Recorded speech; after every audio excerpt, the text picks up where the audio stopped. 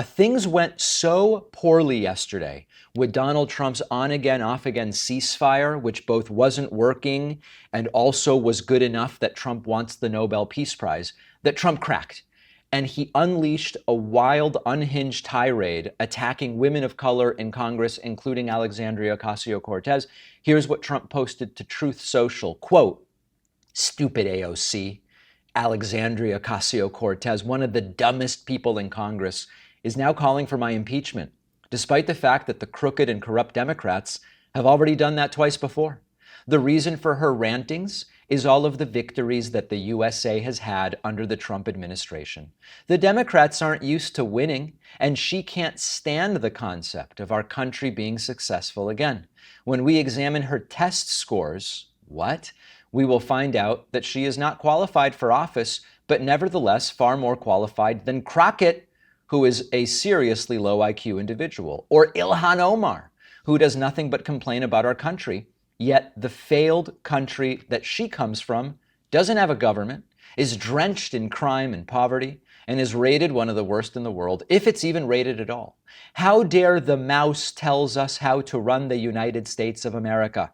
We're just now coming back from that radical left experiment with Sleepy Joe, Kamala, and the auto pen in charge. What a disaster it was. AOC should be forced to take the cognitive test that I just completed at Walter Reed Medical Center as part of my physical. As the doctor in charge said, President Trump aced it, meaning I got every answer right. Instead of her constant complaining, Alexandria should go back home to Queens, where I was also brought up, and straighten out her filthy, disgusting, crime-ridden streets in the district she represents, which she never goes to anymore. She better start worrying about her own primary before she thinks about beating our great Palestinian senator, crying Chuck Schumer, whose career is definitely on very thin ice. She and her Democrat friends have just hit the lowest poll numbers in congressional history, so go ahead, try impeaching me again. Make my day. This is like nothing we have seen before.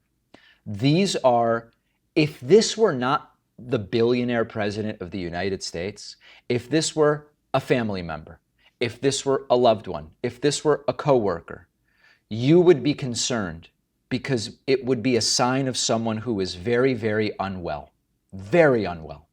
But it's Trump. And tens of millions of Americans and everybody around Trump is pretending this stuff is normal. AOC, by the way, did respond in brutal fashion, who said, "Mr. President, don't take your anger out on me. I'm just a silly girl. Take it out on whoever convinced you to betray the American people and our Constitution by illegally bombing Iran and dragging us into war. It only took you 5 months to break almost every promise you made." And you know what's fascinating about this? After the break, we're going to talk about someone else who has come to the same conclusion. Trump in 5 months went back on a major promise when it comes to war. It is not someone on the left. It's someone who endorsed Trump, and his name is Joe Rogan.